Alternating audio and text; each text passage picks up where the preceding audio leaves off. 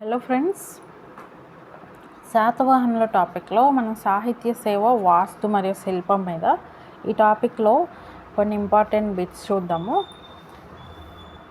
హాలుడు ప్రాకృత భాషలో రచించిన గాథా సప్తశతి గ్రంథంలో ప్రస్తావించిన కవయిత్రులు ఎవరు? 1 మాధవి, 2 ఆంధ్రలక్ష్మి, 3 చుల్లువ. శాతవాహనుల కాలంలో బౌద్ధ విద్యా సంస్థలను ఏమని పిలిచేవారు అంటే సంఘారామాలని పిలిచేవారు. భారతదేశంలో లభించిన ప్రప్రథమ పూర్తి సంస్కృత శాసనం ఎవరిది? క్షాత్రప రుద్రదాముని శాసనం.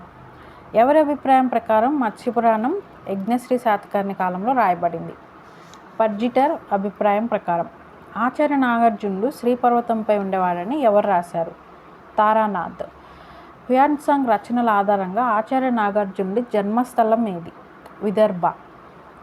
శాతవాహన నాణ్యాల మీద ఉన్న దేశీ భాష తెలుగుకు సన్నిహితంగా ఉందని పేర్కొన్న పండితులు ఎవరు?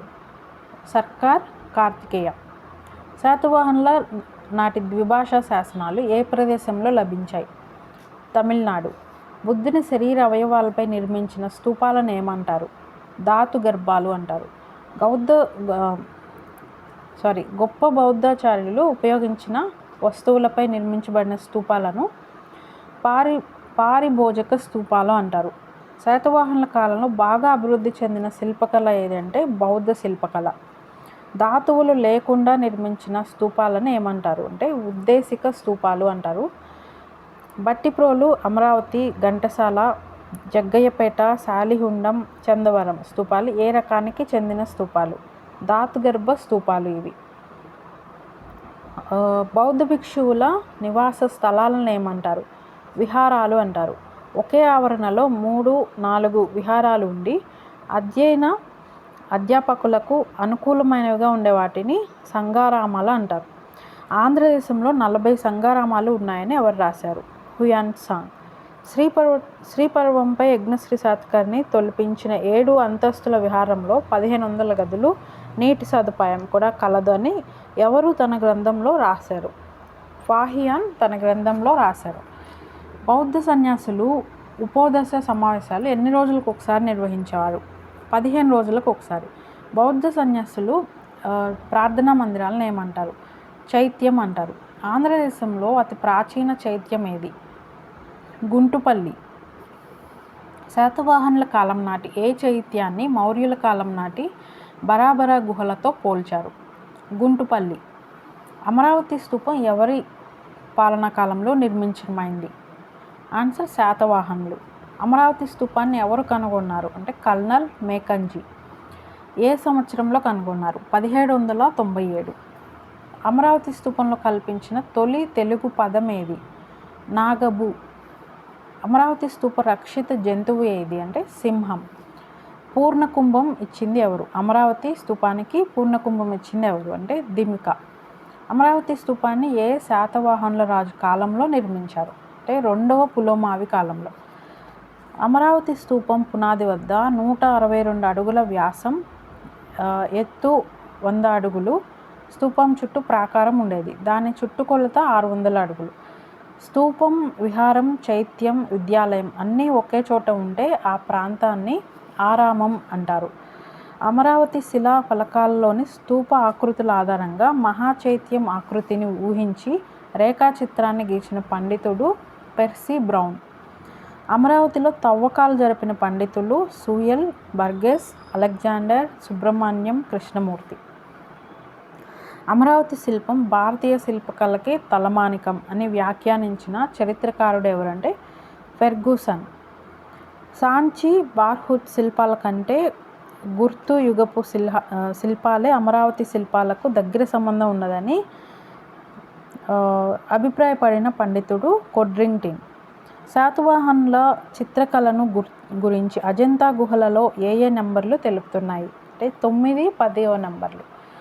అజంతాలోని ఏ నెంబరు గుహలో శ్వేతగజ జాతక చిత్రలేఖనం ఉంది అంటే 10వ నెంబరు గుహలో.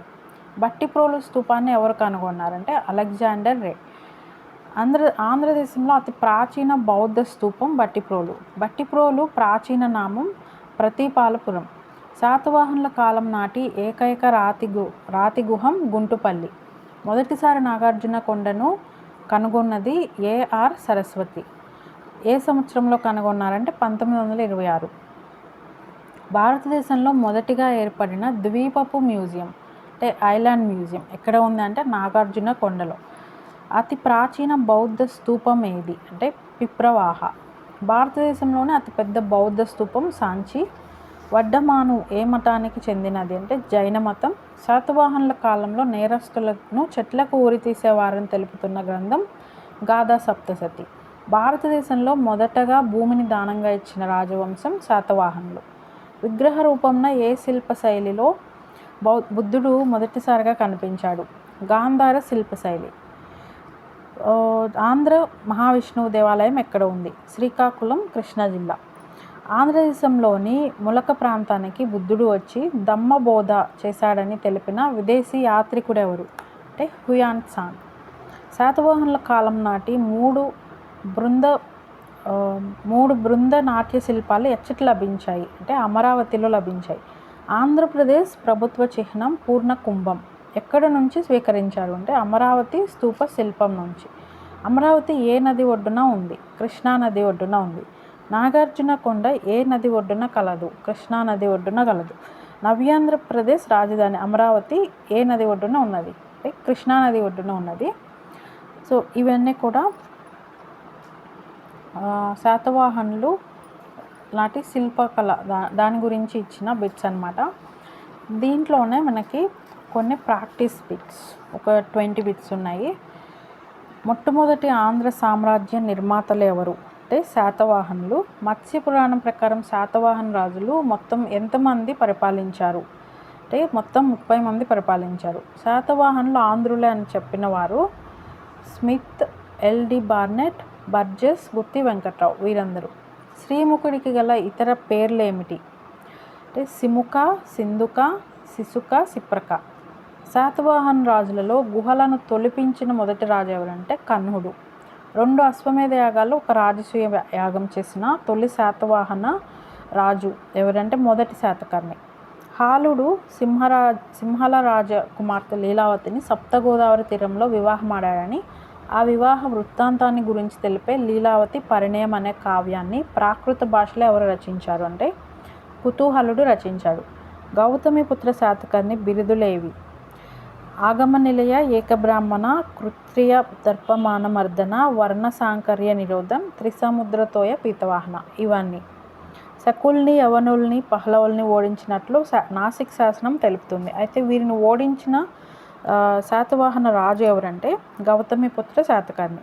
శాతవాహన రాజులలో అత్యధిక కాలం అంటే 56 సంవత్సరాలు పాలించిన వ్యక్తి ఎవరు అంటే 2వ శాతకర్ణి. శాతవాహనుల రాజులలో ఎవరి పరిపాలన కాలంలో ప్రాకృతం స్థానంలో సంస్కృతం ప్రవేశపెట్టబడింది? కుంతల శాతకర్ణి కాలంలో సంస్కృతాన్ని ప్రవేశపెట్టారు. శాతవాహన రాజులలో తన పేరుతో మొదటి శాసనాలు వేయించిన రాజు ఎవరంటే గౌతమిపుత్ర శాతకర్ణి. ఏ శాతవాహన రాజు కాలంలో భూకేంద్రక సిద్ధాంతాన్ని ప్రతిపాదించిన టాలమీ ఉన్నాడు? 2వ పులోమావి. రుద్రదమనుని కుమార్తె రుద్రదమనికను వివాహమాడిన శాతవాహన రాజు ఎవరు అంటే వాసిష్ఠపుత్ర శివశ్రీ శాతకర్ణి. తెరచాపలు గల ఓడబొమ్మతో నాణెములను ముద్రించిన శాతవాహన రాజు యజ్ఞశ్రీ శాతకర్ణి. శాతవాహన రాజులలో చివరి రాజు ఎవరు అంటే 3వ పులోమావి చివరి రాజు. శాతవాహనుల కాలంలో వర్తకులు, ధనికులైన స్త్రీలు విశేషంగా ఏ మతాన్ని ఆదరించి పోషించారు అంటే బౌద్ధ మతాన్ని. ఆంధ్రదేశంలో మొట్టమొదటి జైనాచార్యుడు ఎవరు?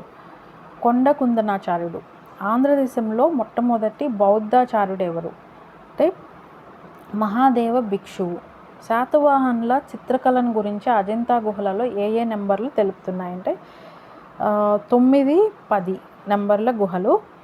ఏ శాతవాహన రాజు పరిపాలన కాలంలో దక్షిణ భారతదేశంలోకి భాగవత మతం ప్రవేశించింది? కృష్ణుడి కాలంలో. శాతవాహనుల కాలానికి సంబంధించి క్రింది వాటిని సరిగా జతపరచుము అని ఇచ్చారు. ఇందులో వినుకొండకి లోహ పరిశ్రమ, పలనాడు వజ్ర పరిశ్రమ, గూడూరు సన్నని వస్త్రాలు. ఇవి సరైన మ్యాచింగ్ అన్నమాట. సో ప్రాక్టీస్ బిట్స్ ఇవి అయిపోయాయి. నెక్స్ట్ వీడియోలో మనం శాతవాహనుల కాలంలో వచ్చిన ప్రీవియస్ బిట్స్ అనమాట. గ్రూప్ 2, గ్రూప్ 1 ఈ ఎగ్జామ్స్లో ఇంతవరకు ఇచ్చిన ప్రీవియస్ బిట్స్ ఒక 80 బిట్స్ ఉన్నాయి. ఆ 80 బిట్స్ని చూద్దాము. ఇప్పటి వరకు శాతవాహనుల టాపిక్లో ఇచ్చిన బిట్స్ నెక్స్ట్ వీడియోలో చూద్దాం.